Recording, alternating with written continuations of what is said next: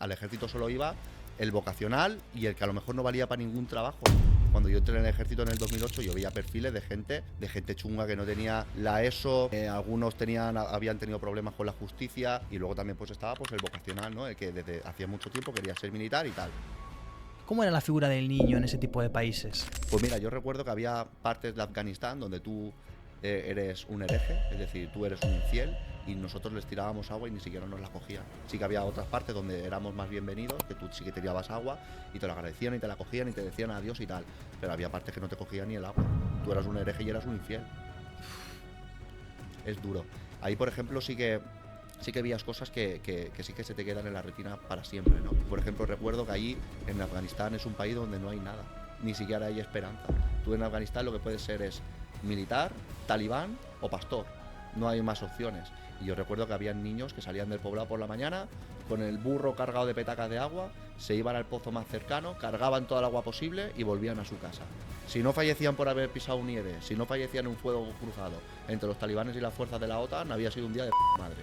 Y así siempre. Y Afganistán, eso era la misión. O sea, no había otra misión como tal en aquella época. Eso no eran bromas. Eso era la puta guerra.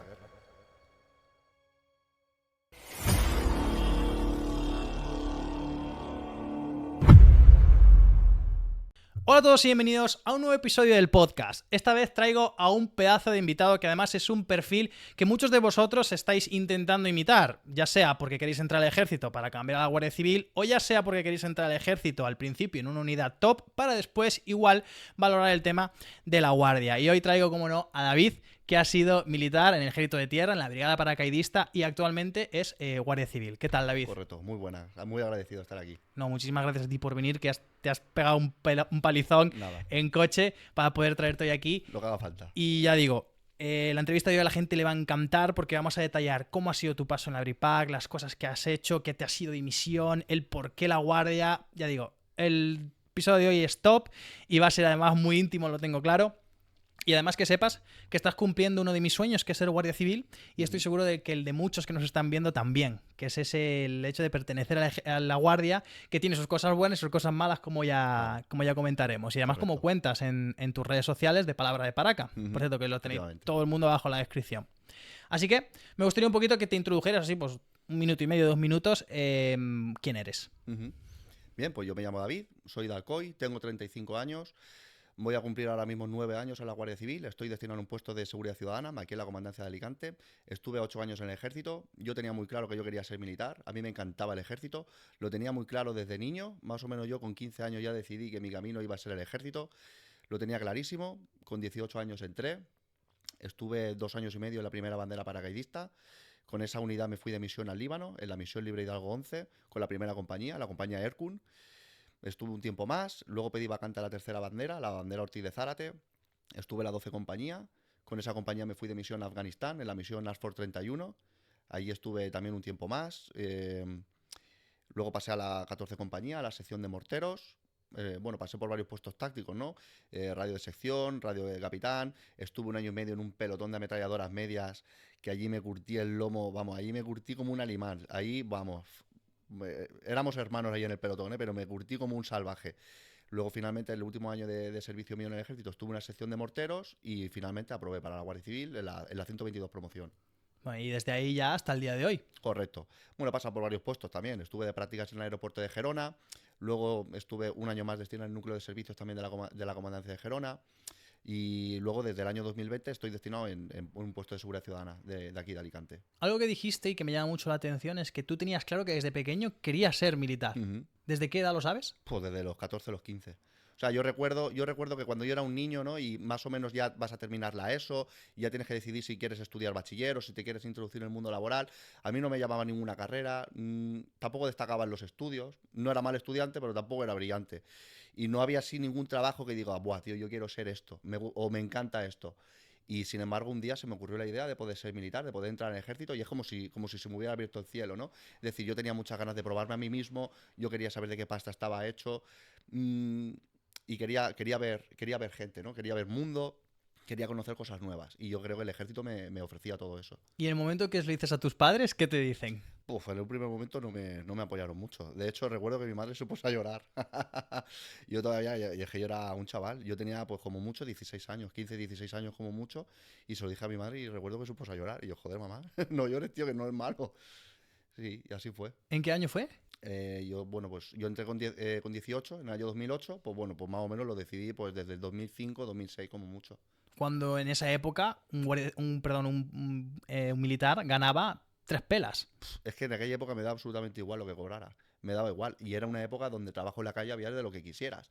Trabajo en la calle había a patadas. Un escayolista se estaba levantando mejor 1.800 pavos de los de antes. No 1.800 pavos de los de ahora, 1.800 pavos de los de antes. Eso era una pasta. Es decir, al ejército solo iba el vocacional y el que a lo mejor no valía para ningún trabajo. Cuando yo entré en el ejército en el 2008, yo veía perfiles de gente chunga. De gente chunga que no tenía la ESO. Algunos habían tenido problemas con la justicia y luego también pues estaba pues el vocacional, ¿no? El que desde hacía mucho tiempo quería ser militar y tal.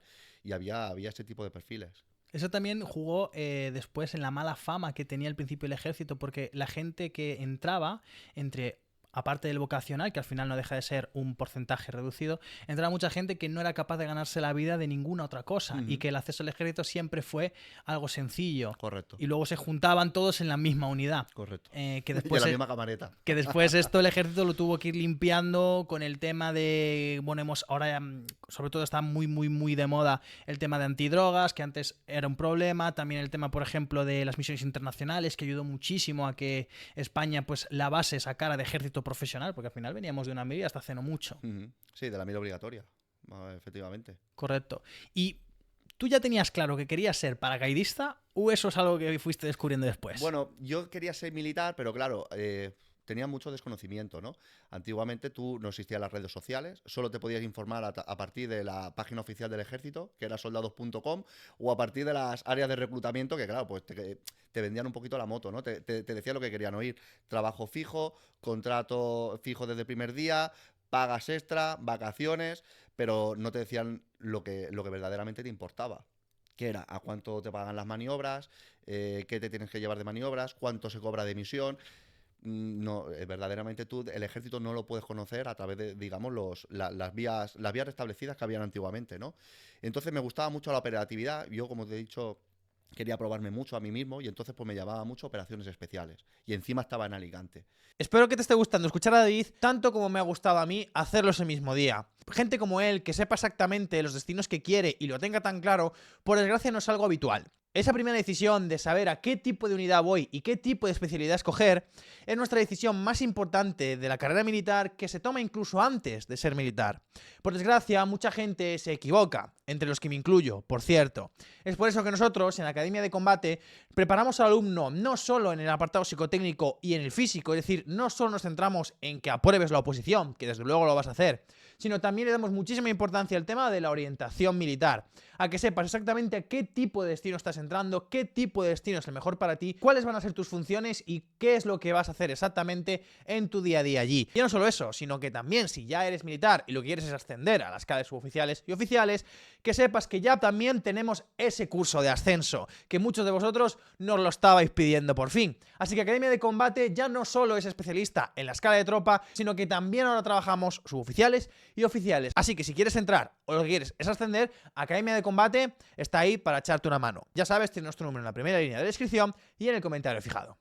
Y digo, hostia, esa Alicante, esa unidad va a ser la que me gusta a mí. Luego también pues me llamaba mucho el tema del paracaidismo y me llamaba mucho también la Legión, ¿no? Por su tradición y por su historia, ¿no? Por su propia filosofía y su idiosincrasia, ¿no? De unidad. Y esas eran un poco también montaña. Digo, hostia, montaña que ya me pilla ya muy lejos, ¿no? Pero montaña también me llamaba la atención. Finalmente, al final, pues hice las pruebas, no me dio la nota para operaciones especiales. Recuerdo perfectamente que puse operaciones especiales, primera bandera, la Legión y montaña. Y luego finalmente, pues eso, al final me fui ahí, a Paraguay de Jarama. Vaya tela, ¿eh? O Mm. sea, ya todo el anexo ya era unidades de muerte y destrucción, Sí, ¿eh? sí, yo lo tenía clarísimo. Era muy joven, acababa de cumplir 18, no me veía en unidades logísticas repartiendo uniformes, no me veía haciendo guardias, yo quería pintarme la cara y curtirme el lomo. Y me Esto... lo curtí. eh, y te lo Y curtieron también. me lo curtieron, pero bien. Esto es algo que me gustaría confirmar contigo porque al final en esos años había bastantes plazas para destinos, vamos a decir, boquetes, un grupo logístico, academias. ¿Esas plazas se llenaban o la gente tiraba más por el tema movimiento, operatividad? Bueno, pues yo creo que había un poco de todo, ¿no? Había gente que sí que es verdad que descartaba a lo mejor puestos más cómodos porque tenían muy claro lo que querían, pero es que había mucho desconocimiento también. La gente a lo mejor, gente joven como yo, 18, 19, 20 años, no sabía exactamente que el cometido tenía un grupo logístico o zapador paracaidista, eso la gente no lo sabía. Pero luego cuando llegaban a la unidad, se veían con las minas y con las pértigas y ahí sí flipaban. Pero en un primer momento, bueno, pues había de todo. ¿Y tus padres cómo vivieron en el momento en el que dices, papá, mamá, ahora sí me voy al ejército? Porque una cosa es decirle, quiero ser militar, y dice, bueno, a este chaval ya se le pasará. Y otra cosa es, oye, no, que en 2 meses entro al ejército. Bueno, pues la verdad es que no lo sé. La verdad es que no lo sé. Yo sí que sé que al principio, o sea, cuando ya me vieron jurar bandera, o sea, cuando ya vieron que me hice el petate y me subí en el tren, bueno, ahí mi madre lloró como una magdalena. Eso sí que es verdad, pero yo luego sí que sé que cuando ya juré bandera, ellos sintieron mucho orgullo de mí. Eso es algo muy común, ¿eh? La protección de madre de decir, no quiero que te vayas, pero en el momento en el que te vendo uniforme y jurando a bandera, ya es que es mi hijo, míralo, ahí está. Eso es verdad, y aparte que yo estaba ahí seco como un palo, yo ahí pesaría, no sé si llegaba a los 70 kilos, y es verdad que tú cuando estás haciendo la formación te rapan al cero y tiene ahí un aspecto, el sarga queda muy bien, el sarga paracaidista queda muy bonito, queda muy chulo, pero tú también tienes ahí un aspecto un poco raro, ¿no? Y antes de entrar en lo que es la Bripac, me gustaría pasar muy brevemente por el centro de formación, porque Ujú. es el primer contacto de nuestra vida castrense. Sí. ¿Cómo recuerdas ese primer día en el centro de formación? Uf, pues ese primer día, pues bueno, yo recuerdo que ahí era el VIP, lo que antiguamente se Sí. llamaba como el Batallón de Instrucción Paracaidista, y recuerdo que la primera norma que te decían es que estaba prohibido andar. Tú tenías que ir a todos los sitios corriendo, de las camaretas al baño corriendo, de las camaretas al comedor corriendo, volvías del comedor, estaba prohibido andar. Andar era motivo de arresto. Antiguamente todavía existían los arrestos. El arresto era motivo por cualquier cosa. Botas sucias, uniforme arrugado, mal afeitado. Llegar tarde a formación, saludar mal, saludar de manera incorrecta cuando estás a lo mejor con el fusil o sin prenda de cabeza, equivocarte de rango, cualquier motivo era motivo de arresto. Y era peculiar, la verdad es que era peculiar. Ahí ya empezaban ya mucho a meterse con la forma física, ya te empezaban a meter desde el primer día ya. No, aquí no hay un poco a poco, aquí no hay una progresividad, aquí ya desde el primer día ya un machaque ya físico corriendo y a matarte a hacer flexiones. ¿Había mucha gente que se pedía la baja? Sí, unos cuantos, algunos por lesión, luego algunos también porque veían que eso no era lo suyo, pero sí, ahí ya, digamos que el VIP, ¿no? Las unidades de formación ya eran un primer filtro. Ya era un primer filtro antes de llegar a la unidad, sí. ¿Y el trato que os daban? O sea, esos jefes que llegabais para vosotros erais trozos de carne. Ahí, claro, tú eras ahí carnaza. Tú ahí no tenías casi derecho ni a respirar. ¿Cómo os trataban? ¿Qué recuerdos tienes así de Bueno, alguna pues todo a experiencia? gritos, todo corriendo. Era un poco así, ¿no? Era muy peliculero. A mí me recuerda mucho a la película de la chaqueta metálica, ¿no? Ese sargento que forma a todos y a cada uno delante de las literas, pues es que era igual. Era una nave con una luz al principio, ¿no? Luz fluorescente, pum, que se encendía la nave entera y era todo literas con taquillas, literas con taquillas. Es que era igual. Y todos ahí formados. Sí, ahí en firmes, ya te digo, todos flaquitos, rapados al cero, con las botas limpias, por supuesto. Sí, sí, costumbre de Paraca, las Pues botas muy limpias siempre. brillantina. Vale, perfecto. ¿Y cuánto tiempo duraba esto del VIP? Eso duraba 3 meses. Eso duraba 3 meses. Luego sí que lo ampliaron a 4, ya cuando ya hicieron los CEFOR, los centros de formación, esto en Cáceres Sí. y tal. Pero esto duraba 3 meses. Y dentro de estos 3 meses también te sacaba el curso paracaidista que duraba 2 semanas. ¿Y el VIP solo iba gente que iba a ser Paraca? No, en aquella época también iba gente que iba a ir a operaciones especiales. Ahí el GOE, como también tenía la exigencia del curso, venían con nosotros a hacer la instrucción. Ahí solo habían paracaidistas y guerrilleros. Vale, o sea, realmente el objetivo del VIP era gente que sí o sí tenía que hacer el curso de paracaidismo. Correcto. Que lo hacías, me has dicho, justo en la etapa del centro de Sí, formación. correcto. En esa época lo hacían así. ¿Y cómo lo recuerdas el curso? Pues muy bien, la verdad es que con mucha ganas. Yo recuerdo que antes del primer salto no estaba nervioso, pero que después del primero estaba mucho más nervioso que el primer día. Es decir, tú no sabes a lo que vas, vas a saltar del avión, te han contado un poco la película cómo es, cómo funciona y tal, pero todavía desconoces, ¿no? Pero cuando ya te ves en la puerta del avión, porque en el curso todos tienen que saltar de puerta por lo menos una vez. Y cuando tú te ves en la puerta del avión, agarrar el marco y tienes que saltar, hostia, ahí se te ponen los huevos de corbata, ¿eh? Ahí te lo piensas. Ahí te replantean muchas cosas. Siempre hay alguien en todos los cursos que no salta y causa baja.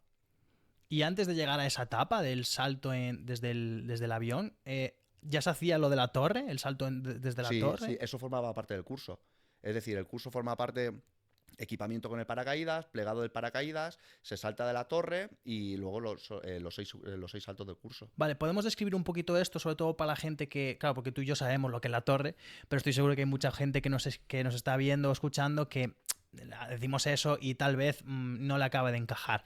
¿Qué es exactamente la torre? Bien, la torre de salto era una torre de aproximadamente unos 20 metros en la que tú subías en su interior por unas escaleritas, ¿de acuerdo? Y luego había una ventana que simulaba la puerta del avión. Tú te enganchabas un paracaídas simulado a un arnés, ¿vale? A una cuerda, una tirolina, y tú te enganchabas y tenías que hacer el salto, es decir, pegar la patada antes de salir del avión, hacer el conteo y verificar que se te ha abierto la campana. Esto era simular cuando tú salías del avión. ¿Y se parece realmente? A ver, sí, menos por el viento. Menos por el viento. Cuando tú sales del avión sale mucho más rápido. Vale, y entiendo que la tirolina, eso, me refiero, ya llegabas a un sitio concreto que estaba... Sí, correcto. Tú te enganchabas, saltabas y tenías ahí un recorrido, boom, y cuando llegabas al final te desenganchaban. ¿Y es verdad eso de que da más vértigo la torre que el avión? Sí, porque tú en la torre ves el suelo. Tú en el avión, tú vas a salir, el que más vértigo tiene es el que está de puertas, ¿vale? El primero en saltar, pero tú miras al cielo, es decir, tú miras recto y el suelo no lo ves, ¿vale? Entonces no tienes esa sensación de que tú sientes como si te fueras a suicidar, ¿me entiendes? Porque tú estás en la torre y abajo está el suelo. Y luego cuando tú saltas por detrás, que tú vas en chorizo, tú prácticamente no ves nada. Tú ves la nuca de tu compañero, porque se intenta saltar siempre en el mínimo espacio posible. ¿Y había accidentes durante esta etapa? O sea, la gente se... Sí. Era muy común que la gente se desollara esta parte del cuello o esta parte de la cara. Cuando el paracaídas se abría, te rajaba muchas veces esto. Yo recuerdo que en un salto real, no en torre, en un salto real, cuando se me abrió la parte del paracaídas, el casco me echó el casco para adelante y me golpeó en esta parte de aquí de la nariz. De hecho, todavía tengo aquí una pequeña cicatriz que es por eso, por el casco. Y el curso este duraba 2 semanas. 2 semanas. ¿Y era 2 semanas saltando a saco o No. se practicaba más bien técnica o algo así? Había una primera semana que era una semana teórica, que era, ya te digo, te explicaban un poquito el funcionamiento del avión, equipado con el paracaídas, plegado del paracaídas, y la siguiente semana era la práctica, que eran 6 saltos. Hacías 1 o 2 saltos al día. Vale. ¿Y es verdad esto de que el curso de paracaidismo es esencial para el paraca? Es decir, hasta que no tiene el curso, eres un mierdas, básicamente. Bueno, tú venías del BIB y ya venías con el curso hecho. Sí que es verdad que luego, por ejemplo, uno a lo mejor venía de otra unidad, venía de vacante, ya la unidad a lo mejor venía de montaña o venía de la legión. Ese tío no podía saltar, evidentemente, pero era uno más. A lo mejor era uno más en el pelotón y en la sección. Pero cuando tú venías de un centro de formación paracaidista, tú venías ya con el curso hecho sí o sí. Que es cuando os dan el Rokiski y demás, ¿no? Correcto. O sea, había gente en la unidad que de forma temporal no tenía ese Rokiski. Sí. Claro.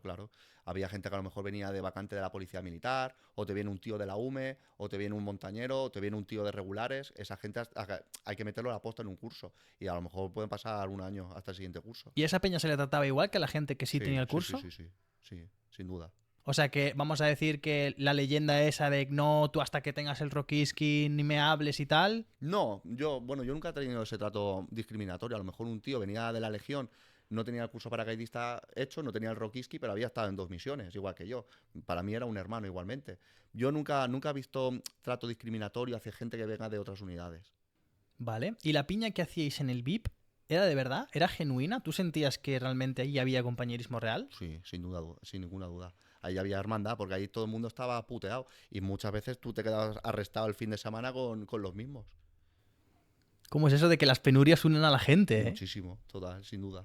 O sea, que tú ves cómo realmente es una persona cuando se está pasando mal, no cuando se está pasando bien. Efectivamente, a las personas se les conocen las malas circunstancias. En los buenos momentos ahí valemos todos. Al final, donde uno sabe lo que vale es en las circunstancias difíciles. ¿Y qué experiencia recuerdas ahí del centro de formación? Todo el mundo guarda alguna anécdota que tiene ahí. Sí, pues yo conté en una historia en mi perfil social de que estábamos haciendo tiempo antes de ir a cenar, habíamos limpiado la camareta y tal, y habían colchones que estaban en desuso porque sobraban colchones, ¿no? Había más colchones que gente, y empezamos a hacer una guerra de colchones. Cogíamos los colchones y nos lanzábamos los unos a los otros, y entró el sargento de cuartel.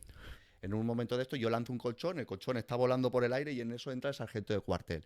Y nos puso todos firmes ahí, a toda la residencia, nos puso firmes, nos sacó al patio y a todos los implicados en los cuales me encontraba yo nos metieron 8 días de arresto. ¿Y cómo era un día de arresto allí? Pues tú hacías la jornada normal y cuando terminabas la jornada te ponían a limpiar.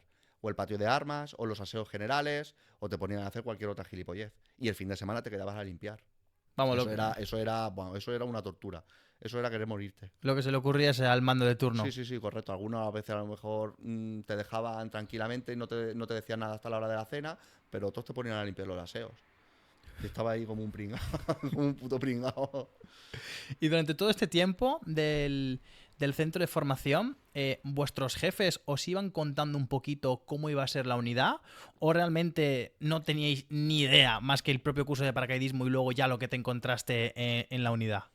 Sí, te van contando. Sí te van contando. Te dicen mucho, te van orientando un poco, te van advirtiendo también. Es decir, tú de momento en el centro de formación todavía estás a tiempo de pedir la baja. Es decir, cuando un tío, por ejemplo, ve que físicamente va muy flojo y va a la primera bandera, que ahí corren como galgos, pues dicen, oye tú, espabila, que lo que te espera es fuerte. O a lo mejor un tío que físicamente está flojo y se van los zapadores paracaidistas, eso es una unidad durísima. Entonces sí que te van un poco advirtiendo de a dónde vas. Perfecto. Y ya para abandonar la etapa de centro de formación, ¿el David que entró con el David que se fue es el mismo? No, claro que no. Ahí el centro de formación te endurece muchísimo. Ahí estás todo el día bombeando. O sea, cualquier cosa era flexiones todos. La cagaba uno y hacía flexiones por errores que había cometido otro, ¿no? Y tenías que tener 1000 ojos en cómo te hacías la cama, en cómo te afeitabas. O sea, tú tenías que estar afeitado perfecto. Tenías que ir a contrapelo, es decir, es que no podías cometer ni un solo fallo. Estaba asfixiado todo el día.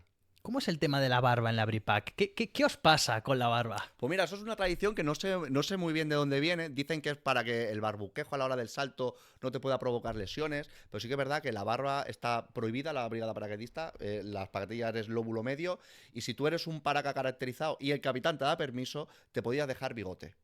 Eso era como un signo de distinción. Al final, por ejemplo, pues todas las unidades tienen un poco su tradición, ¿no? Los legionarios se abren un poco más el botón, o los más antiguos tienen la borla más larga. Ahí en los paracas, por un símbolo de distinción, pues es el bigote. O sea, no había ni Cristo con barba. Eso, bueno, ahora desde que la brigada paracaidista se ha fusionado con caballería, ahora me parece que sí que hay ahí un poco hippie que sí que lleva barba. Pero antiguamente, cuando la brigada paracaidista era estrictamente paraca, y no llevaba barba ni Dios. Pero ni los suboficiales ni oficiales. No, eso estaba prohibido. Prohibidísimo. Incluso cuando venía un militar de otra unidad y venía con barba, tenía nada, que venir fuera. afeitado. Tenía que venir afeitado. Había algún osado que sí que se presentaba al teniente coronel con el uniforme de representación y con barba. Lo primero que se le mandaba era afeitarse. O sea, eso era lo primero. Hostia puta, ¿eh? Y lo del tema de estar frotando las botas en maniobras, ¿también? ¿Eso es típico de purpurina o...? Eso se hacía normalmente el día que tú ya terminabas las maniobras y te ibas a ir a tu casa, antes de subirte al autobús, ¿no? Que el autobús ya es el primer contacto civil que tú tienes desde esas maniobras. Si normalmente ya te afeitabas y te limpiabas las botas. Vale, o sea que tenías que llegar de punta en blanco en Sí, un transporte. el uniforme a lo mejor no hacía falta, pero las botas ya las afeitado sí. Vale. O sea, yo me he afeitado muchas veces en San Gregorio, cagado de frío, afeitándome con el espejo de la brújula. ¿Eso tenías que afeitarte todos los días? No, solo al final. A lo mejor si venía algún teniente general o un general de brigada a evaluar algún ejercicio o a evaluar algún tema, entonces a lo mejor sí, pero de normal no. No. Maravilloso. Y por supuesto en los desfiles, igual, perfecto. No, Hasta los desfiles, o sea, la limpieza de la bota en los desfiles, eso era una obsesión. Eso era un toque en los paracas. Igual que el afeitado, el corte de pelo, eso era una obsesión. Perfecto.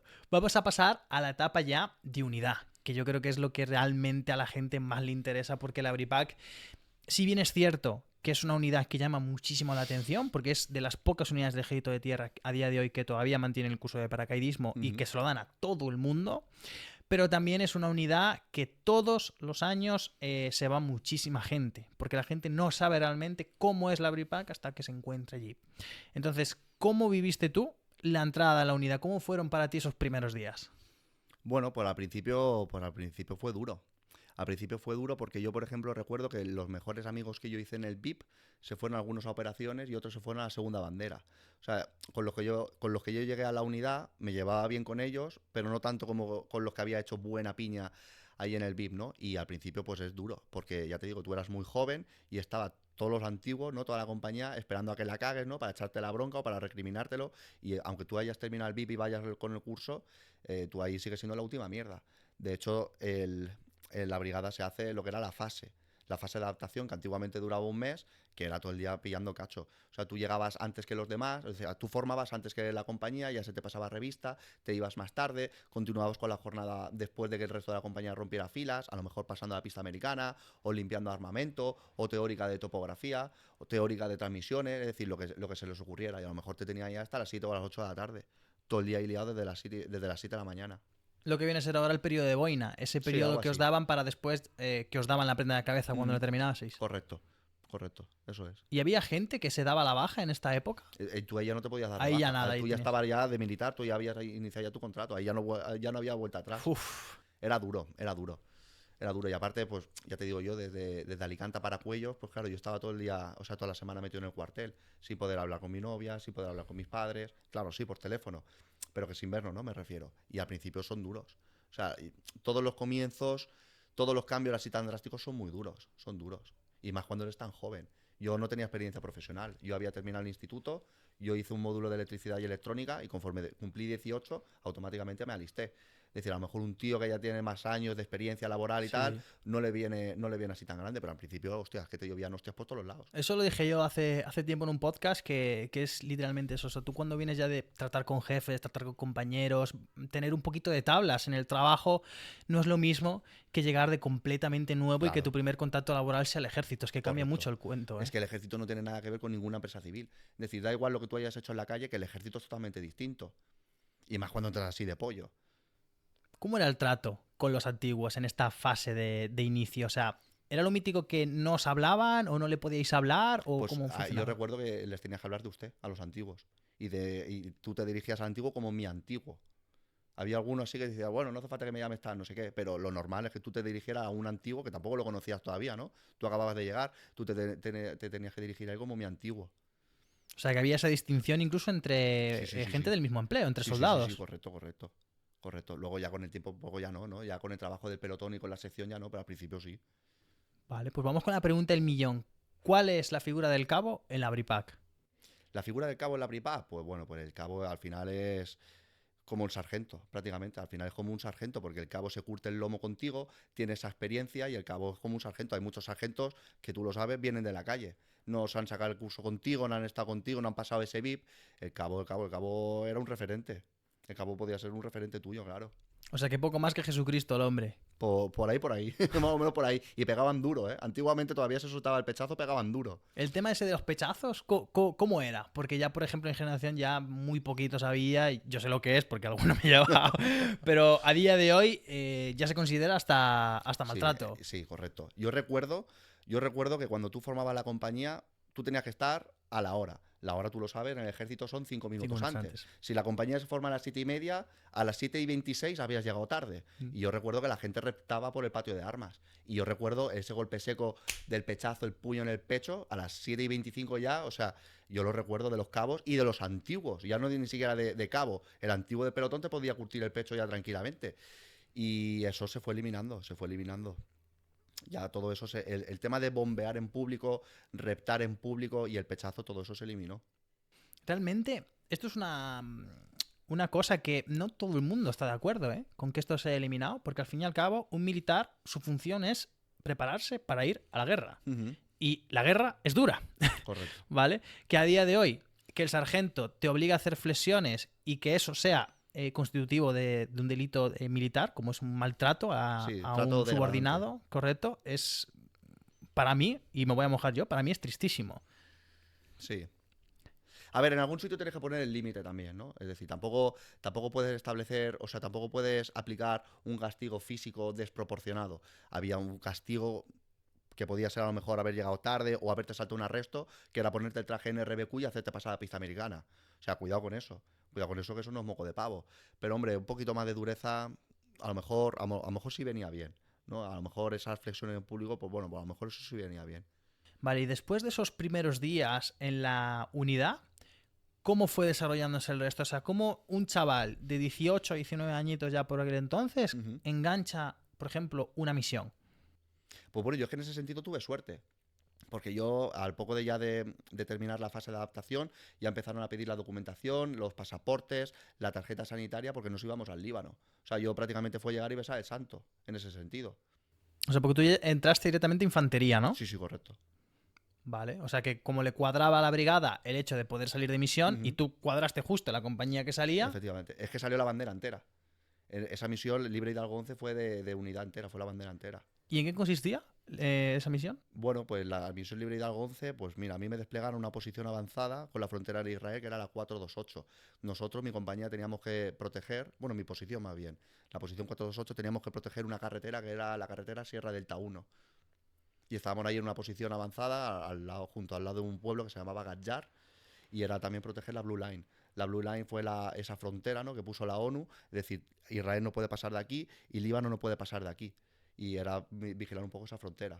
¿Sabes? Estabais como en ese medio en el que si os atacan a vosotros, cagada, porque se mete la OTAN y la ONU por medio, Correcto. y entonces no se pueden matar entre ellos, porque estáis vosotros justo en el medio. Efectivamente, tú estás ahí en el medio, tú vas ahí como de fuerza neutral, ¿no? Como de fuerza observadora.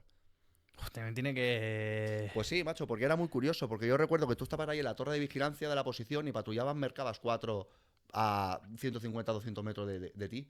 Y muchas veces recuerdo que el ejército israelí hacía demostraciones de fuerza. Es decir, paraban el Merkava justo delante de tu posición, giraban la torreta y apuntaban a tu torre, simplemente para ver cómo reaccionabas.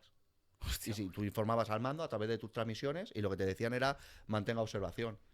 O sea, tú sabías que en principio no te iban a hacer nada, pero hacían esa demostración de fuerza. O algunos compañeros también, estando de guardia por la noche, veían el puntero láser en el pecho de los israelíes. ¿Y cómo se siente cuando estás subido en un avión que sabes que va a ir a este destino? ¿Cómo se siente esos momentos antes de irse de misión? Pues yo tenía ganas, la verdad, porque tú durante la preparatoria te estás preparando durante 6 meses todos los días para eso, todo es preparatoria, ¿no? Desde la carrera por la mañana, las maniobras, las continuadas, incluso limpiar el fusil, ¿no? Todo es la preparatoria de la misión. Y yo recuerdo que yo me lo quería quitar, como cuando tienes un examen importante, ¿no? Como cuando te quieres sacar el carnet de conducir y dices, buah, tío, me lo quiero quitar ya. Pero sí que es verdad que iba a ser mi primera experiencia fuera de casa. Fuera de casa con una comunicación muy limitada, ¿no? ¿Con cuántos años te cogió? Yo me fui con 19. Es que Cumplí los 20 allí. eras un crío, Era un pollaco. Eras un Yo era crío un y ya pollo, está. claro. ¿Y cómo vivió tu familia esto? ¿La noticia de que te ibas? Pues yo recuerdo que con dureza, claro. Y aparte yo llevaba poco tiempo con mi novia, con la que es mi mujer y madre de mis hijos a día de hoy. Yo llevaba poco tiempo con ella. Y claro, y estas experiencias son duras, más cuando eres tan joven. Eso es algo que me gustaría también preguntarte, y es la conciliación familiar en Ujú. en una unidad tan dependiente como es la brigada paracaidista. Porque el ejército tiene una muy mala manía, y es que para el ejército solo existe el ejército.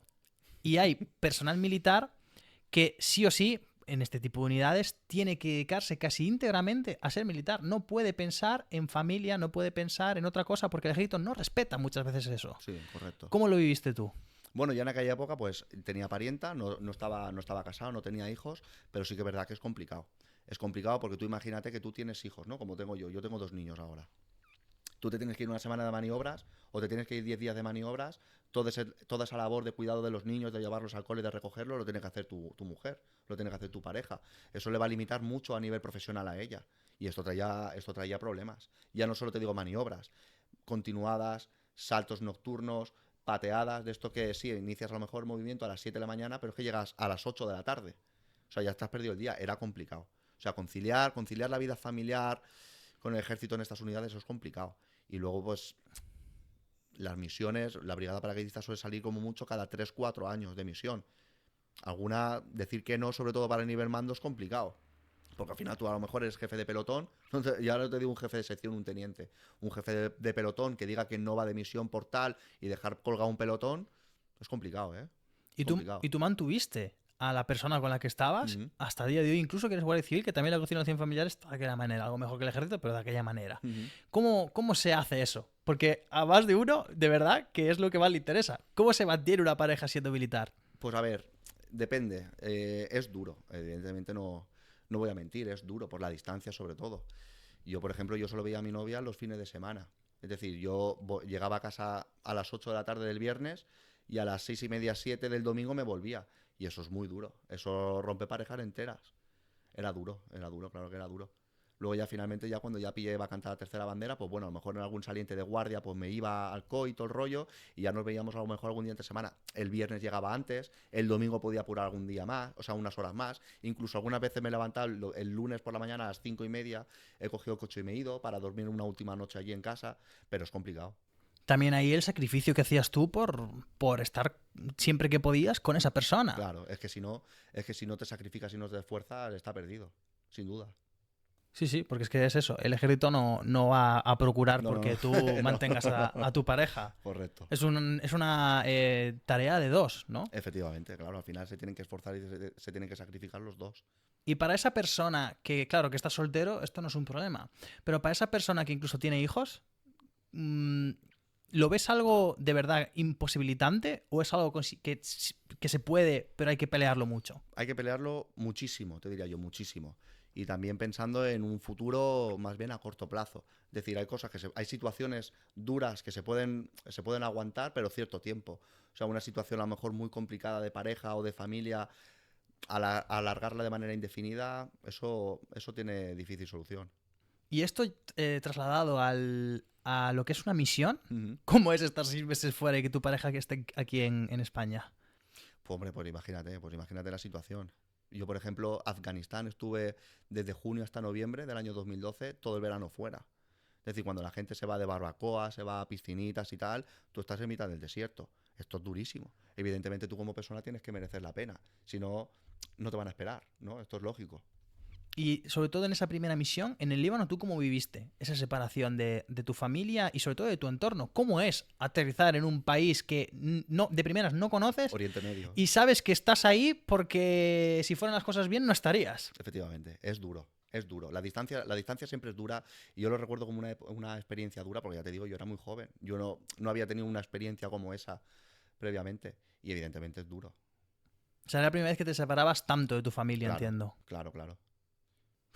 Es que te iba con 20 años que hiciste Me ahí. siento un pollito, claro. Sí. Y que hablamos de que por mucho que sí, que las misiones se paguen, realmente todo el sacrificio que supone estar de misión no está recompensado económicamente. Pues mira, depende de un poco cómo se mire. Evidentemente, la misión es la experiencia que más económicamente más te va a compensar.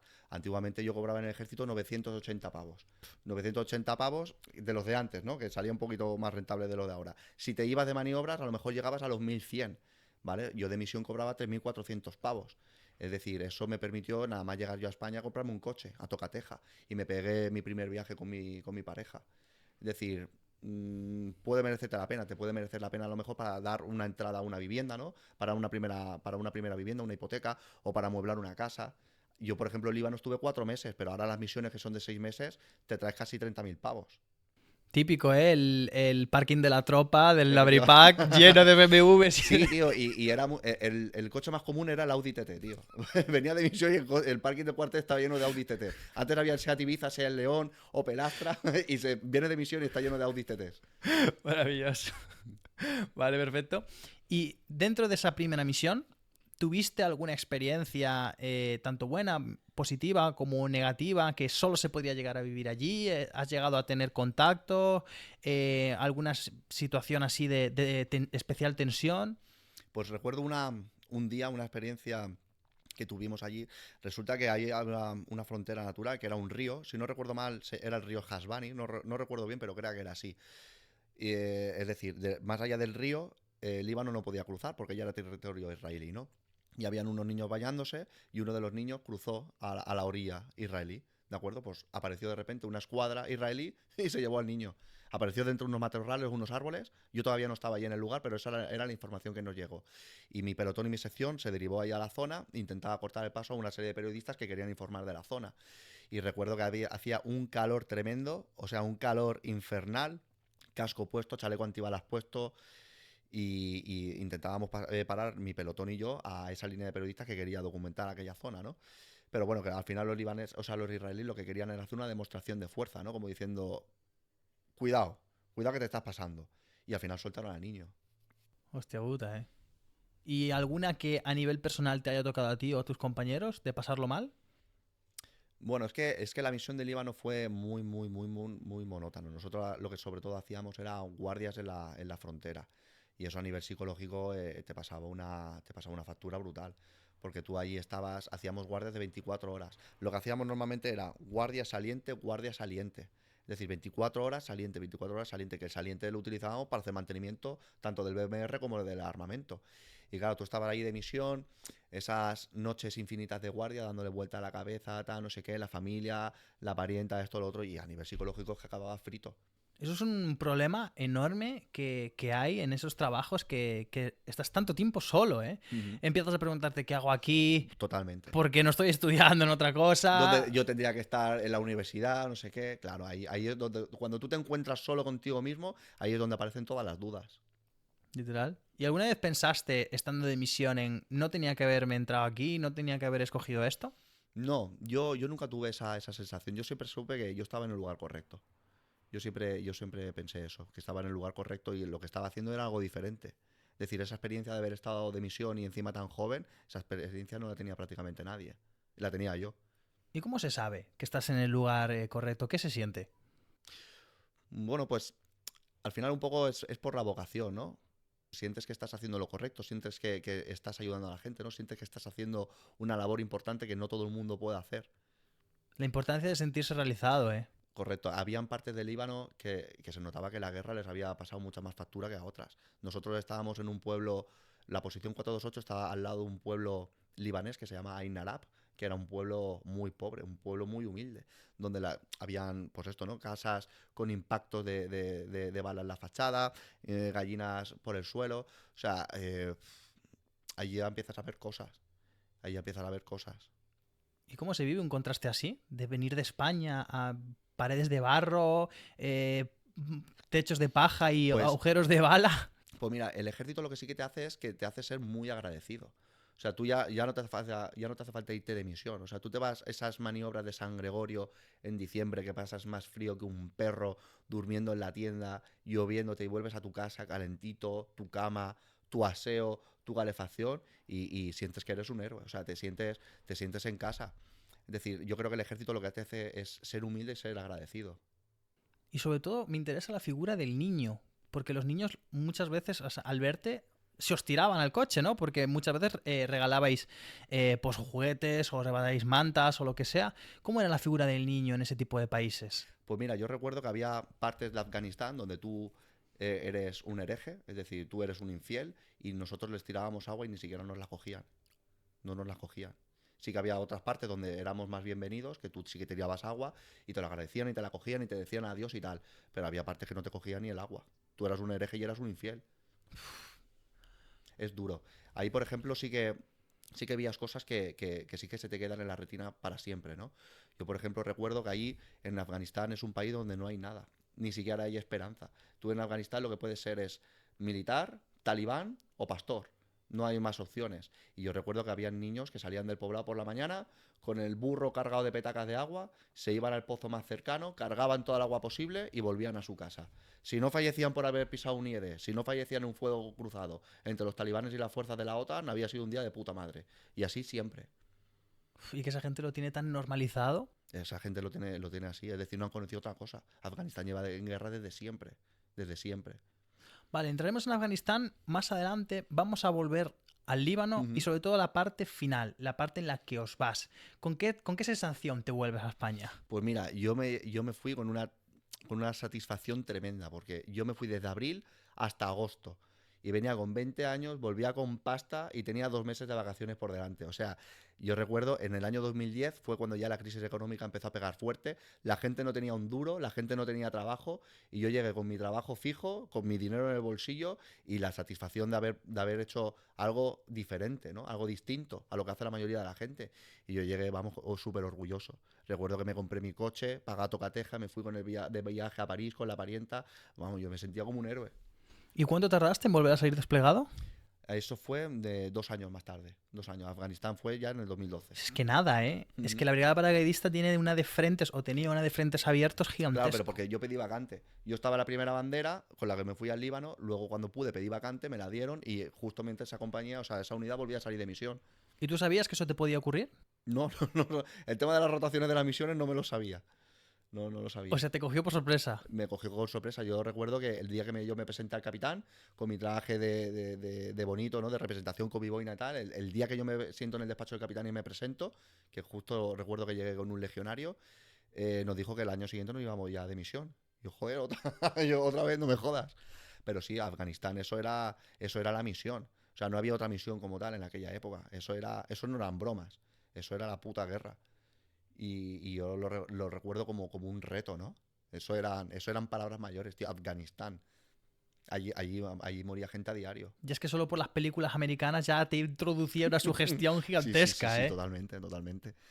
Y Totalmente. que esos 6 meses, o sí, creo que es un periodo de 6 meses de preparación, ya era diferente. Tú ya veías que, hostia, es que aquí ya me ponen vídeos de IEDs, es que aquí ya me ponen esto o lo otro. Sí, a ver, bueno, la preparatoria de los IED son un poco comunes, ¿no? Es decir, el 5 por 25 y tal, eso es un poco igual. Sí que es verdad que hacen un poquito más de hincapié porque sí que habían mayor amenaza de IEDs, pero luego prácticamente lo mismo. Es decir, instrucción de infantería, movimiento con vehículos. Recuerdo que sí que hicimos movimiento de aeronaves también, pero la preparatoria prácticamente es muy parecida. Volviendo un segundo al Líbano, en Líbano fue donde detonaron el BMR, ¿verdad? Precisamente de la BRIPAC. Eso fue en el año 2006, ¿Y tú fuiste? en 2010.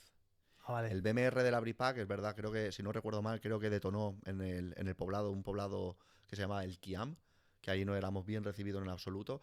Y yo recuerdo ver el entierro de los 6 paracaidistas que fallecieron, verlo con mi madre. Yo ya tenía intención de alistarme en el ejército y vamos, aquello fue durísimo. Ese desfile de Sarga entonando la muerte no es el final, vaya, aquello es durísimo. Aquello fue duro. ¿Y os lo recordaban eso antes de ir al Líbano? Sí, claro. Claro. Siempre. Las personas que caen antes que tú en el ejército siempre tienes que tenerlas presentes. Esas personas están precedido. Siempre hay que tenerlas presentes. Hostia, es que eso yo me lo imagino y tiene que ser muy, muy, muy jodido, ¿eh? Pues sí, porque al final son tus hermanos. Es decir, les ha pasado a ellos, pero te puede pasar a ti. Porque es que además es algo tan injusto como que te detone un IED simplemente por pasar por encima. Efectivamente. Pero al final la guerra es así. Sí, Al sí. final la guerra es así. Vale, bueno, vamos a abandonar el tema del Líbano y vamos a ir de lleno a Afganistán porque es una pedazo, o era, porque ahora ya Era la no misión. queda nada, era una pedazo de misión. Me gustaría que me contases con tus palabras, tú que has vivido la experiencia allí, sin ser experto en geopolítica ni mucho menos, ¿por qué había o por qué existe? Porque existe todavía, pero ya no participan, ¿no? No participamos nosotros. Sí, se les por ha lo menos. abandonado. Vamos Correcto. a decirlo claramente, se les abandonó a su suerte. Correcto. ¿Por qué? ¿Qué había ahí en Afganistán? Bueno, pues el conflicto de Afganistán viene ya desde hace muchos años, más o menos desde el año 2000, un poquito antes, donde hay una rama de la población que quiere, digamos, occidentalizarse, ¿no? Y es decir, vivir un poco más como en Occidente, que las mujeres y las niñas vayan al colegio, es decir, abrirse al mundo, ¿no? Internet y ese tipo de cosas. Y hay una rama de la población que quiere vivir el Islam de una manera mucho más estricta, ¿no? Es decir, la ley sharia en su rama más estricta. Y entonces estalla una guerra civil. La guerra en Afganistán se les va de las manos, el ejército está perdiendo la guerra y entonces cuando pide apoyo internacional. Y ahí es donde entra la OTAN. Creo que España entró en Afganistán, si no recuerdo mal, en el año 2004. Y desde ahí pues hasta el año que se cerró, que si no recuerdo mal creo que fue a Fort 34 o así aproximadamente. Hace poco se cerró. Sí, relativamente poco, sí. Entonces, tienen una guerra civil, una guerra interna, principalmente por política y por religión. Sí, principalmente religión, sobre todo. Sí, principalmente religión. Ujú. Y el bando, vamos a decir, de los buenos, que es el propio gobierno, era el que quería occidentalizarse, el que quería modernizarse. Bueno, no soy experto, ¿no? En ese Sí. tema y claro, el conflicto empezó cuando yo apenas era un niño. Entonces, yo creo que el verdadero conflicto, el origen, ni siquiera llegamos a entenderlo desde aquí, desde Occidente. Es decir, intentar entender un conflicto religioso cuando la mayoría de nosotros no vivimos la religión de esa manera. Ellos morirían por su religión, morirían por su Dios, de hecho lo hacen, pero lo que yo creo que nosotros no somos capaces de entender el conflicto en su esencia. ¿Vale? ¿Y cómo os pintaban la misión en la unidad? ¿Qué os decían de Afganistán? Bueno, pues como te digo, Afganistán era la misión. Eso no eran bromas. Ahí moría gente a diario. De hecho, yo recuerdo que se escuchaban tiros prácticamente a todas horas. Afganistán está plagada de lo que se llaman puestos de observación, ¿vale? Los OPIs, que se pertenecen al ejército afgano, al ANA, y todos los días recibían hostigamientos, todos los santos días. De a lo mejor dos motos, ¿vale? 2 tíos que van en moto, llegan a la cima de una cota, le vacían el cargador y se repliegan. y al día siguiente otra vez, y al día siguiente otra vez, y así otra vez, y así al día siguiente otra vez. Era una guerra de desgaste brutal. Y el ejército afgano vivía en unas situaciones, o sea, vivía en unas condiciones infrahumanas en aquellos puestos de observación. Eso era una guerra. O sea, hay muchísima diferencia entre el ejército afgano y, por ejemplo, cualquier ejército moderno. Sí, claro, claro. Sí que recuerdo que tenían buen armamento, tenían M16 y tal, y Hamis americanos, tenían buen armamento, pero sí que es verdad que esos soldados que estaban en esos puestos de observación, eso era inhumano. No tenían agua potable, no tenían aseos. Eso, por ejemplo, tenían ellos ahí una trincherita cavada por ellos y sus necesidades las hacían ahí. Y luego lo quemaban con cal. O sea, tú imagínate estar ahí a lo mejor un mes hasta que te relevaran con el calor del desierto afgano, ¿sabes? Aquello era brutal. Yo creo que también lo veían un poco como carne de cañón, ¿no? Como que no tenían una esperanza de vida tal vez muy alta. Efectivamente. Y realmente era eso, abandonar al personal. Sí, bueno, y también muchos desertaban a los talibanes. Es decir, es que aquello era una guerra civil. Es que mucha gente eran militares o eran policías y parientes cercanos suyos eran talibanes. Y vivían muchos dentro del mismo poblado. Y es que aquello era durísimo. en el momento en el que aterriza el avión, ¿qué sientes? Siento que he retrocedido 2000 años. Aquello, y es que lo recuerdo porque el avión, la puerta del avión se abre y lo primero que recuerdo es que me deslumbra el sol. Eso es, o sea, un sol abrasador porque llegué en junio, en el mes de junio ya en calor y hacía mucho calor allí y recuerdo cómo me deslumbraba el sol, ¿no? Y era como haber retrocedido 2000 años. O sea, esos pueblos de Nazaret que salen de las películas bíblicas y tal, está igual. Es que ahí no ha llegado el avance, es que están igual. La gente se mueve en motillos de los años 60 o en burro o a pie o a pata. O sea, ese contraste que ya lo vivías o lo habías vivido en el Líbano, también lo ves ahora Sí, ya pero en mucho Afganistán. más brutal, mucho más brutal. Yo, por ejemplo, en Afganistán estuve desplegado en la COP Ricketts, que era también una posición avanzada de combate, donde los pueblos de alrededor no tenían electricidad ni agua. Y aquello sí que estaba hecho, todas las casas de barro, estaban hechas con barro y mierda de camello. Aquello era mucho más brutal. El contraste entre Occidente y Afganistán era mucho más brutal. ¿Y llegaste a vivir la figura del afgano yendo a pedir ayuda a las bases americanas y españolas y todo eso? ¿O eso es una leyenda que se cuenta? Bueno, yo no tengo recuerdo de que vinieran ahí a la base a pedir. De hecho, ya te digo, había veces que tú patrullabas por algún poblado, les echabas agua y ni siquiera te la cogían. Me parece una locura, ¿eh? Es que es durísimo, es durísimo. Y para un chaval de, para entonces, 23 años. 21. 21 años. Yo cumplí 22 en Afganistán. Recuerdo que lo celebré con unas Coca-Colas, unas almendras y unas patatas Pringles. No había otra cosa.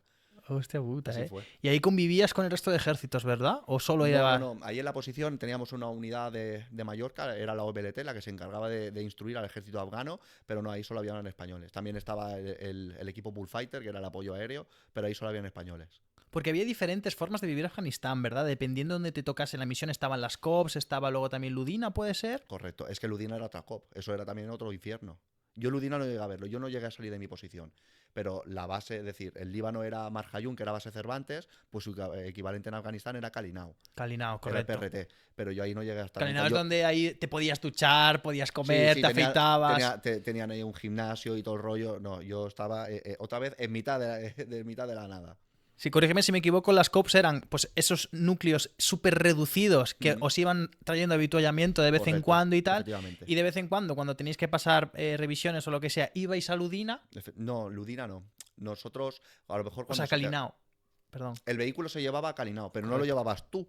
Es decir, ese convoy de provisionamiento que te venía con comida y con agua, se lo cargaba en una góndola y se lo llevaba a Kalinao. Y cuando lo reparara, ya sean las transmisiones, los inhibidores de frecuencia o lo que tuviera, te lo traían ya reparado. Te dejaban uno, ¿vale? En buenas condiciones, se llevaban el averiado y luego te lo cambiaban. Yo no salí los 5 meses de la COP, salvo el día que llegué y el día que me fui. O sea, viviste Afganistán de verdad. Sí, a mí me hubiera gustado ver alguna parte más del país, porque de verdad que Afganistán es un país para verlo. Es un país que no tiene nada que ver con lo que conocemos aquí en Occidente. Es un país que tiene un desnivel brutal. Tú estás andando a lo mejor por un camino, por supuesto sin asfaltar, y a tu lado tienes una pedazo de cota con un desnivel tremendo. Es decir, es un país hecho para la guerra de guerrillas, donde te aparece un grupo de talibanes desde la cota, de la nada, te hostigan y se repliegan. Y se van. Y no puedes seguirles. Es imposible. ¿Y cómo es un día a día en una COP? El día a día de una COP, pues mira, nosotros teníamos varios tipos de cometidos. El primero era las guardias, ¿vale? Que entrábamos a nivel sección. Y luego estaban las misiones de reconocimiento. Muchas de las misiones que nosotros teníamos era, por ejemplo, escoltar a capitán o escoltar alguna unidad e informar, recabar información acerca de la presencia talibán en la zona. Luego nosotros también hacíamos patrullas de reconocimiento en la ruta en la zona que teníamos asignada, que era la ruta que llevaba desde Kalinau hasta el Valle de Darraibum. El Valle de Darraibum era una zona con mucha presencia talibán y que ahí el ejército afgano recibía muchísimo hostigamiento. Muchísimo hostigamiento. El Valle de Darraibum era un valle tremendo, es decir, inmenso, enorme, donde justo en el medio habían dos poblados, dos pequeños poblados con una posición afgana ahí en el medio. ¿Y llegaste a tener contacto con...? Sí. ¿Sí? ¿Con los talibanes? Sí. Y tanto. Toda mi compañía, yo creo que mi compañía en los 5 meses de misión tuvo 9 acciones de combate. De hecho, mi sección tuvo un herido. Nosotros, el grupo de veteranos de la 12 compañía que estuvimos ahí en esa misión, recordamos el 9 de julio. El 9 de julio fue nuestro bautismo de fuego. Nosotros entramos en combate con una fuerza insurgente que estuvimos más de 6 horas y media en combate. Sufrimos un herido. Que tuvo que ser evacuado en helicóptero y lo llevaron, si no recuerdo mal, a Balamurgap. Yo necesito que me relates con lo más detalle que te acuerdes de esto. ¿Cómo es entrar en combate? De verdad. ¿Se parece algo a lo que entrenas? No tiene absolutamente nada que ver. Nada. No tiene, ni a lo que tú entrenas de maniobras, ni a lo que tú ves en las películas. Es tremendamente lento. Es tremendamente lento. Es decir, yo, por ejemplo, yo era tirador del MV, ¿vale? Yo no desplegaba prácticamente nunca del vehículo. Yo iba con mi 1270. Y yo recuerdo que íbamos a hacer una patrulla de reconocimiento a pie buscando zulos de armamento talibán en una provincia que se llamaba Sugulpari. Bueno, pues cuando los compañeros están avanzando a pie reciben fuego, ¿de acuerdo? Y a mí me pilla la retaguardia, ¿vale? Cuando tú estás en Afganistán, la preparatoria siempre la preparan de la siguiente manera. Aunque a ti te estén hostigando desde el norte, tú cubres los 360 grados. Los talibanes hacen muy bien una maniobra de infantería básica que es fijar y envolver. Es decir, te atacan desde el norte, pero cuando tú ya has concentrado todo tu origen de fuego hacia allá, te salen por el flanco y luego te salen por la retaguardia, ¿vale? Es decir, aunque te estén atacando desde el norte, tú siempre cubres los 360 grados. Entonces yo recuerdo que mis compañeros estaban recibiendo el hostigamiento, pero yo estaba cubriendo la retaguardia con el vehículo. Y todo lo que pasaba yo lo escuchaba por transmisiones. Y yo, evidentemente, yo quería participar. Es decir, yo tenía la mayor potencia de fuego de la sección. Yo iba con una 1270 y, sin embargo, me mantuvieron la posición. Y todo lo que pasaba, todo el herido, todo el pase de datos de fuego de mortero, yo lo escuchaba por transmisiones. Y yo recuerdo que yo me estaba poniendo de los nervios. ¿Llegaste a tener que actuar alguna vez? Sí, en ese mismo día. Ese mismo día, ya cuando ya al herido ya lo evacuaron, se solicitó apoyo aéreo. Avanzaron los vehículos, formamos una línea de vehículos ya formada por el RG-31, que era un vehículo blindado a nivel pelotón, el MV, que es un vehículo blindado a nivel escuadra, y ahí sí que formamos una línea y ahí ya abrimos fuego. Pero ya había pasado el avión, ya había soltado la bomba, ahí el combate ya había acabado. Ya habían replegado al herido y ahí había terminado todo. ¿Y esto de la visión de túnel es verdad? ¿En el momento en el que tú estás haciendo fuego solo ves eso? Sí, yo te diría que sí. Es que disparar con una 1270 no tiene nada que ver. Claro. Es que disparar con una 1270 no tiene nada que ver no se puede comparar a ninguna otra arma. Eso es una picadora. Eso, madre mía, eso es una maravilla, sí que es verdad. Y no falla, ¿eh? Da igual que esté llena da igual que esté llena de arena y tal, que tú le echas tu aceite y no falla el arma. Uf, qué barbaridad. De hecho, hay un reportaje que redactó un periodista. El artículo se llama Los héroes de Mukur. Nuestra posición era la Cor Ricketts, que estaba en Mukur, y la acción de combate está redactado un artículo que se llama Los héroes de Mukur y habla de nuestra acción de combate y de mi compañía. Está en internet a día de hoy, ¿eh? Sale toda la compañía igual, íntegra. ¿Y esa fue la experiencia más intensa de esos 6 meses? Sí, luego tuvimos otra, pero ya fue más lejana. Nosotros, mira, tú piensas que los talibanes siempre atacan a la distancia máxima de sus armas. Siempre, porque saben que nosotros tenemos mucha más potencia de fuego. Tenemos vehículos blindados, tenemos morteros, tenemos apoyo aéreo. Ellos siempre atacan a una distancia, a la distancia máxima de sus armas y que les permita un repliegue muy rápido. Entonces luego sí que es verdad que unos meses más tarde, recuerdo que estábamos haciendo un patrullaje alrededor de un colegio y nos disparan, pero desde una posición, o sea, no se podía ni siquiera saber, no se podía identificar casi de dónde venía el fuego. Venía lejísimos, tú apenas escuchabas el disparo, ¿no? Traído por el viento, el sonido del disparo, y sí que te levantaba, ¡pum, pum!, ¿no? La tierra por al lado. Pero tú no eras capaz de identificar de dónde venía ese fuego. Luego, finalmente, sí que es verdad que mi sargento vio a una persona, bueno, lo que parecía una persona, reptando en la cima de una cota justo antes de descrestar. Estaba reptando con una túnica, con una ropa igual que la de la arena. O sea, yo no lo vi en un primer momento. Sí, claro. Luego sí que es verdad que lo vi con los prismáticos y sí que abrimos fuego. Y conforme abrimos fuego, empezaron a sonarme disparos por el lado de la cabeza, pero muchísimos. Es decir, muchísimos disparos a la ráfaga pasándome por el lado de la cabeza. Y yo cogí la 1270 y vacié la caja entera. ahí también se pidió apoyo de Mortero y Mortero barrieron ahí las posiciones también. Es que las COPs eran muy jodidas, Sí, ¿eh? es que las COPs era un puto Era, infierno. era un trabajo muy, muy, muy jodido. Sí. Yo me acuerdo un chico que vino aquí, un cabo primero, Ujú. David, de Perro Pastor, que dijo que una vez tuvo que volver a Calinao y volvió con unas barbas de las COPs de tal, y que la gente allí dice, pero este hombre, ¿de dónde viene? Claro, Yo, claro. ¿qué es Afganistán Es esto? que, ¿O es qué? que era la parte más dura, era la parte más dura de la misión. La parte más dura de la misión, sobre todo es más dura cuando saltas de una posición a otra. Es decir, cuando se avanza una posición, cuando abres una nueva posición, ahí te intentan echar de la manera que sea. Ahí te intentan echar de cualquier manera. Y ese salto, yo no lo he vivido, pero compañeros míos sí. Ese salto de posición, eso era brutal. ¿Y tú esto se lo contabas a tu pareja in situ? Ni de coña, No, ni de coña. no, todo esto se intenta ocultar. De hecho, yo llamaba muchas veces yo para desconectar yo, ¿no? Oye, cuéntame qué tal tu día, cuéntame cosas normales, cotidianas de trabajo, tío. Oye, cuéntame tu trabajo, qué tal tu día, qué tal te lo has pasado hoy. Yo también quería desconectar un poco de lo que es la misión, porque tú vives allí. Sí. Tú estás allí comiendo arena todo el día. Es decir, yo también quería que me contaran, yo qué sé, tío, cuéntame algo más alegre, que no sea todo esto. Sí, sí. Inocularte un poco también del estrés Claro, también. claro, efectivamente. Y vamos, como le contases algo de esto a tu pareja, es que es que ya le jodías Pues, el resto del... claro, pues tú No se imagínate. lo puedes Tú contar. imagínate que le cuentas esto No sé. hoy y te faltan 5 meses todavía para volverte, pues tú imagínate, se le va la cabeza. Recuerdo una vez que llevo llamando a mi pareja y acababa de terminar el Ramadán. Los musulmanes terminan el Ramadán celebrando la fiesta del Cordero. Nosotros al lado de la posición teníamos una comisaría de la policía afgana y justo las cabinas daban con el muro y justo al lado estaba la comisaría, ¿no? Pues los mismos policías celebraban el inicio de la fiesta del Cordero vaciando el cargador de la K-47. Y yo recuerdo, hablando con mi mujer por teléfono y yo pensaba que me estaban atacando. Y entonces colgué inmediatamente y me fui a por el armamento, a por el chaleco y tal. Y luego no, resulta que es que estaban celebrando. Pero es que celebran así. Qué locura. Qué locura. ¿Se lo llegaste a contar esto alguna vez? Sí, sí, creo que esto sí que lo he contado, sí. Y, Sí, sí, y sí, te sí. dijo, estás loco. Para al final es lo que tiene, macho. Hombre, muy bien de la cabeza no estás si eres para acá. Eso para empezar. Y esta fase en la que dicen que cuando tú aterrizas, porque esta es una pregunta que me encanta hacer, Ujú. pero la voy a introducir perita. O sea, un problema que me contáis siempre cuando volvéis de misión es que vosotros estáis en vuestra película, estáis metidos en vuestro día a día, pero es que el mundo real sigue avanzando. Ujú. 6 meses parece que no, pero en 6 meses un chaval que conocías ya se ha mudado, este ya ha encontrado trabajo, este se ha dejado con la novia, este se ha divorciado, este se ha casado. ¿Cómo se vive un regreso a España? Pues yo recuerdo que tardé varios días en habituarme, ¿no? Es decir, yo durante varios días, tanto en Líbano como en Afganistán, me tenía que recordar que la misión había terminado. Porque tú te despiertas por la mañana y crees que todavía estás allí. Es decir, tú tienes que hacer un ejercicio interno de concienciación. Incluso yo empecé a hacerlo ya el último día que ya me iba a replegar a España, la última noche en Herat, y dijo, bueno, esto ya se ha acabado. Has terminado, lo has hecho de puta madre, ha sido duro, ha sido jodido, pero lo has terminado. Mañana vuelves a tu casa y vuelves con tu vida. Y sí que es verdad que tienes que hacer un ejercicio de interiorización, ¿no? Es decir, vuelves a Occidente, vuelves a tu vida normal y esto se acabó.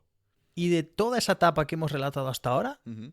¿cuál es la lección que te llevas realmente? Si tuvieras que decir, pues lo que destacaría sería esto, teniendo en cuenta que has sido 2 veces de misión y que has Ujú. estado en una unidad como la Adripac. Lo que más destacaría, pues bueno, para mí las experiencias más válidas del ejército son siempre la misión. Hay muchos militares que llevan muchos años de servicio, por ejemplo, caballería o grupos de artillería, grupos de ingenieros que no han salido nunca. Es decir, yo me he topado con gente que llevaba muchos más años de servicio que yo y no habían estado en ninguna misión. Para mí irme de misión ha sido un privilegio. Es decir, porque es la verdadera experiencia militar de ese soldado que se va de misión y que pega hasta tiros, que está en una posición de mierda, con comida de mierda. Eso es la experiencia de verdad y lo que te cambia a ti como persona. Qué barbaridad. Sí, sí, es que es eso. Hay gente Ujú. que está muchísimo tiempo, muchos años, pero nunca vive esa experiencia. Al Efectivamente. final es como entrenar y nunca jugar la Champions. Eso es. Es como estar estudiando en la universidad para un examen que nunca llega. Al final la misión es la experiencia definitiva. Y era la misión, era Era la Afganistán. misión. Afganistán era la misión. Claro, y qué pena que se les haya abandonado así, porque en el momento en el que se les abandonó, el ejército afgano duró nada. Bueno, fíjate, ahora por ejemplo Afganistán pertenece 100% a los talibanes. Claro. Hay una película buenísima en Amazon que se llama El Pacto, que habla sobre esto, ¿no? Es decir, cuando las tropas de la OTAN abandonan el país, ¿qué pasa con la población nativa? Había en Calinao, yo recuerdo en Calinao había una tienda, ¿no? De un mercader afgano, ¿vale? Que tiene su negocio abierto dentro de la tienda.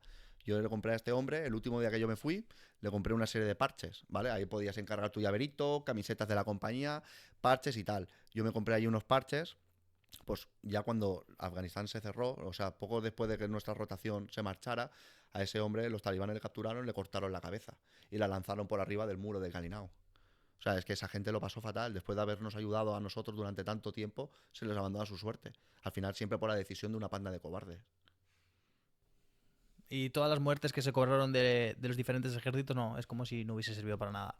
Yo creo que sí que sirvió, ¿no? Porque tú al final, yo considero que lo que nosotros hicimos allí fue insuflarles un atisbo de esperanza a un pueblo que estaba olvidado. Es decir, un pueblo olvidado por Occidente. Y yo creo que sí que hicimos allí una labor muy importante. Una labor que pienso que no terminamos, pero yo pienso que lo que hicimos allí fue muy importante. ¿Y en qué momento un chaval que viene de 2 pedazos de experiencias, que le gusta el ejército, que entró y solo puso en el anexo unidades 100% operativas, dice, voy a cambiar a la Guardia Civil? ¿Qué es realmente lo que a ti te motivó a cambiar de trabajo? Porque es que no se parecen en nada, por mucho que sea una opción laboral muy típica, son trabajos completamente distintos. ¿Qué fue lo que te motivó a escoger eso? Pues porque yo ya, por ejemplo, yo ya cuando volví de misión, ya había visto que el tema militar estaba bien cuando tú eras joven, pero que estar ahí en ese tipo de unidades toda la vida, pues era muy jodido. Por lo que estábamos hablando de la conciliación laboral, o sea, la conciliación familiar con el trabajo, y aparte que el ejército en aquella época, bueno, se cobraba menos de lo que se cobra ahora, para empezar, y yo creo que el ejército también tiene que hacer muchas reformas a nivel destinos y a nivel ascensos. Yo, por ejemplo, yo pertenecía a la especialidad de infantería, ¿no? Infantería ligera. Yo no puedo cambiar a caballería. Yo no puedo cambiar a artillería. Y un artillero no podía hacerse infante. Entonces, yo siempre estaba obligado a ocupar los mismos destinos. Y claro, yo evidentemente haciendo eso toda la vida no me veía. Y al final yo también, después de la misión, yo creía que había cumplido ya pues con una época, ¿no? Es decir, yo creo que al ejército hay que ir a dar, ¿vale? No hay que ir a recibir. Y yo pensaba que después de Afganistán había dado todo lo que tenía que dar. Luego después sí que es verdad que me apunté voluntariamente a una competición militar que se llama el Hebripac, que es una competición exclusiva de la brigada paracaidista. Cuando ya competía en eso y digo, ya no puedo darle más al ejército. Y el ejército tampoco me puede dar más a mí. Ya pensaba que había finalizado una época. O sea, que nunca te planteaste un ascenso, por ejemplo, a cabo, después cabo primero, ni sargento. No, porque por ejemplo ascender a cabo conlleva un cambio de destino. Hmm. Y entonces ya eso no me interesaba. Ya preferí centrarme mucho más mis esfuerzos en aprobar la Guardia Civil.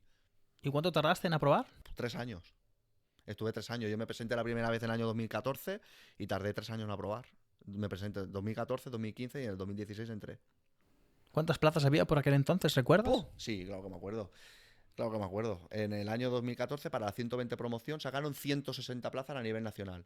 Para los militares con más de 5 años de servicio, la mitad, 80. Al año siguiente me parece que publicaron 860 plazas, si no recuerdo mal.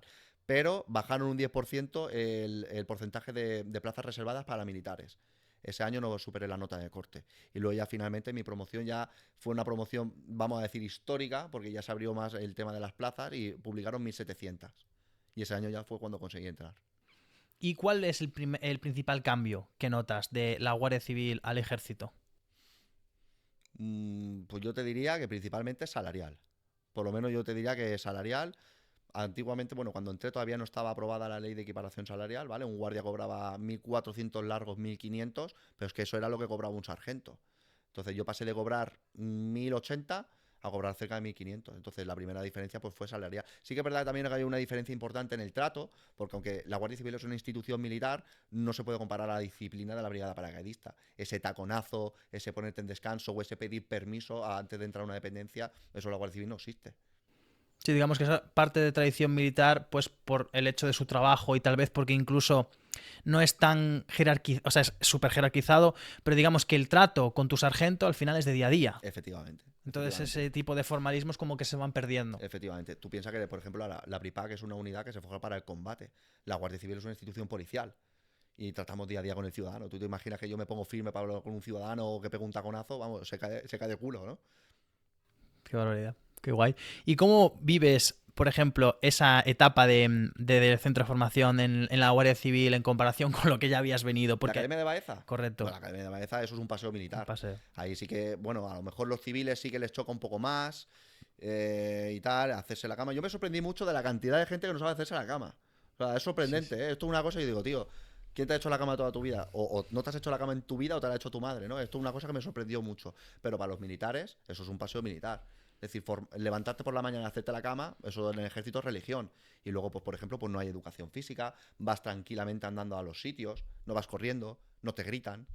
Era Es otro diferente, rollo. es Era otro diferente. rollo total. Claro, es necesario que sea diferente, Claro, al final el trabajo es distinto. efectivamente.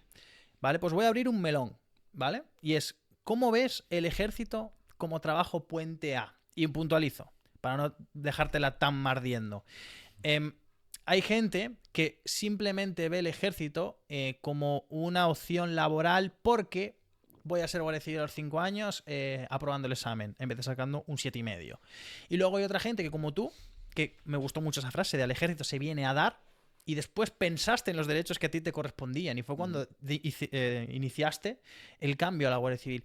¿Qué opinión tienes sobre esto? Pues mira, esta pregunta me la han hecho por privado algunos seguidores y yo lo desaconsejo totalmente. Es decir, como tú te presentes en la unidad, no hace falta que sea la BRIPAC, me da igual, la unidad que sea, y te presentes a tu jefe diciendo que yo voy a estar aquí los 5 años para todas las plazas reservadas, te van a hacer la cruz. Es decir, al ejército no puedes ir yendo de listo, al ejército tienes que ser humilde. Y como digo, lo repito otra vez, al ejército tienes que ir a dar. Al final, si tú, por ejemplo, entras al ejército, a lo mejor no te gusta y valoras la posibilidad de entrar a la Guardia Civil, pero como una consecuencia. Es decir, llegar y decir, voy a estar aquí 5 años, no quiero que me molestes porque quiero estudiar, te van a crujir. Te van a crujir, van a ir a por ti. Lo desaconsejo por completo. Y luego, aparte, además, tú vas a estar 5 años en el ejército cuando a lo mejor apruebas antes. Me refiero, a lo mejor en otro trabajo civil puedes conciliar mejor el estudio. Es decir, al ejército por sueldo no te vas a ir. En cualquier empresa civil vas a cobrar lo mismo. Y no te vas a tener que ir de maniobras, no vas a tener que hacer guardias, no te vas a tener que ir fuera, que eso es muy importante también. O sea que, Yo lo desaconsejo.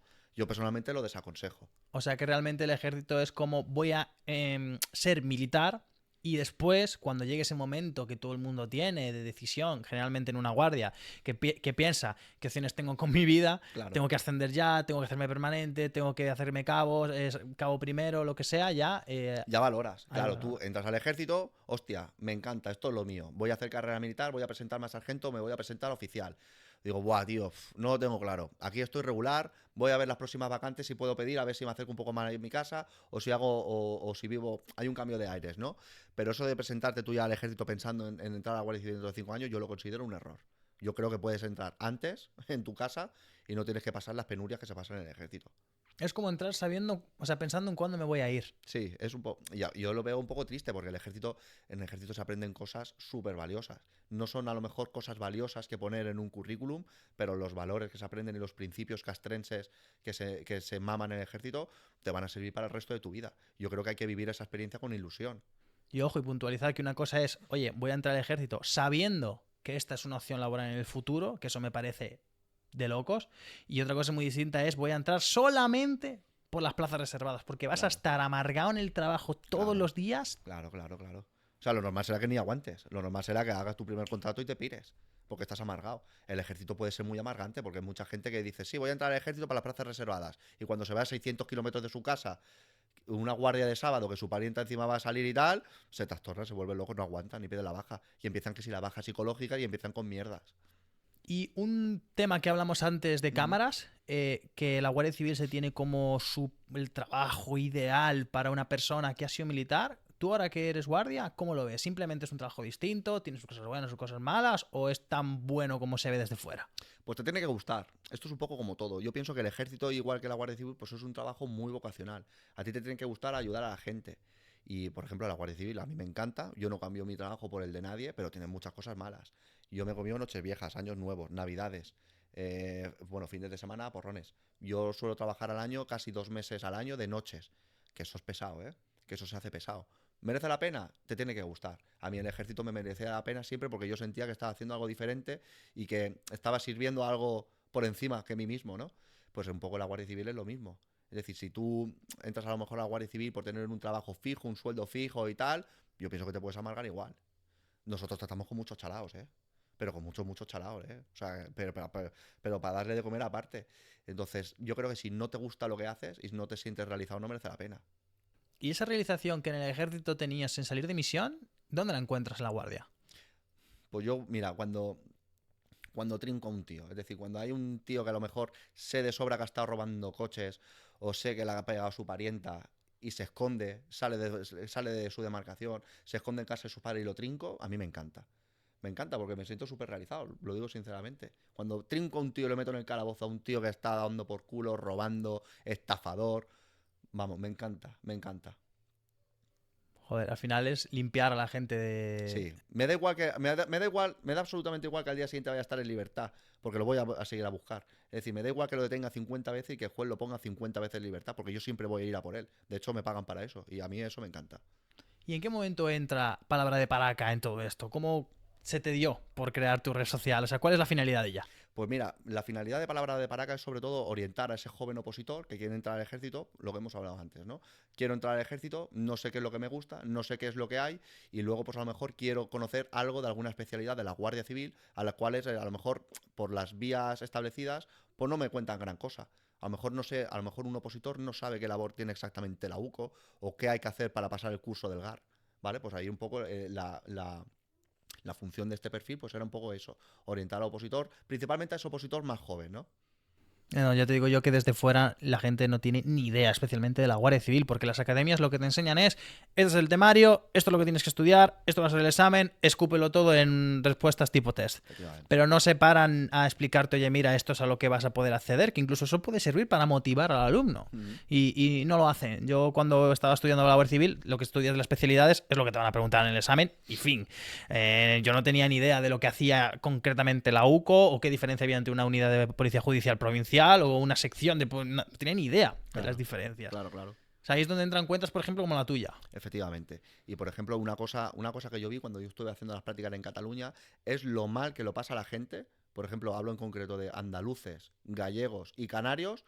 Cuando, por ejemplo, un canario sale de la península, o sea, perdón, entra a la península, sale de su isla y se ve en una zona como Gerona, que está cerca de Pirineo, que en invierno hace un frío que pela y la gente habla un idioma que no comprende. Y estas personas, estos compañeros, escolarizaban a sus hijos en el cole, la profesora les hablaba en catalán, el hijo no entendía ni papa, suspendía y se sentía súper discriminado. O sea, esto la gente también lo tiene que saber, que no, es duro, ¿eh? O que un tío apruebe para la Guardia Civil y acabe en Ibiza. Y el alquiler sea superior a su sueldo. Y dice, bueno, ¿y ahora qué coño hago? Y la Guardia Civil se limpia las manos, ¿eh? Dice, tu destino es puesto principal de San Antonio, búscate la vida con el alojamiento. Cómprate una caravana, vete a un camping, o búscate la vida o haz lo que tengas que hacer. O comparte piso con 50. Entonces, cuidado, porque no solo todo lo que reluce. Sí, sí, total. Y tener una persona que esté ahí de primera mano y poder preguntarle y Claro. tal, es que yo respondo siempre a todo lo que puedo. Es decir, yo todas las preguntas que me hacen de manera privada lo intento responder siempre lo antes posible, teniendo en cuenta por el servicio, mis hijos y tal. Pero yo respondo siempre. Joder, pues yo de corazón te deseo muchísima suerte en la cuenta y cuando repitamos esta entrevista, como siempre digo, un año después, te tiene que haber salido perfecto todo y haberlo Pero reventado. sí, yo tengo fe. Oye, hay veces que hay que tener fe en la vida en que las cosas te van a salir bien. Un paraca cuando se pone en la puerta del avión tiene fe en que el paracaídas se va a abrir. Pues esto a veces hay que hacer en la vida un acto de fe. Y como última pregunta, ¿qué consejo le darías a esa persona que se está planteando entrar al ejército? Que se esfuerza al máximo. Que se esfuerza al máximo, que no se deje nada, que se acostumbre al sabor de la sangre en la boca y que se acostumbre a dar siempre el 200%. Sin duda, ¿eh? Que se acostumbre al dolor, que se acostumbre al sufrimiento. Sin ninguna duda. Sería el consejo que yo le diera. Y que cuanto más jodida sea la zona, o sea, sea la unidad a la que va a ir, mejor persona se va a convertir, más va a valorar, más humilde va a ser y por supuesto va a desarrollar una personalidad inquebrantable para superar cualquier adversidad que le espere en la vida. Y esto se puede extrapolar perfectamente a la Guardia Civil, ¿eh? A la Guardia Civil, a relaciones de pareja, situaciones jodidas de enfermedades de tus hijos, a cualquier cosa. El ejército te puede convertir en una puta bestia. Pues David, muchísimas gracias de corazón Gracias a por ti, venir hombre, hasta gracias aquí. a Ha ti. sido una charla increíble, me ha encantado, de una persona con extrema vocación, tanto para la Guardia Civil como para el Ejército, que ha escogido una unidad jodida de cojones, que se ha ido a la misión de Afganistán y que ha estado 8 años y se los ha pasado como un enano y que ahora se lo está pasando como un enano también en la Guardia Civil. Lo intento por lo menos, lo que me deja. Claro, Lo que me deja. hasta donde puede llegar. Ahí está. Pues nada, David, si quieres mandar un último mensaje y te despido por aquí. Un último mensaje. Pues nada, pues no tengo nada más que añadir. Y creo que ya está todo dicho. Y buen salto. Pues nada, David, nos vemos el año que viene y a la audiencia en el siguiente episodio que será la semana que viene. Un abrazo.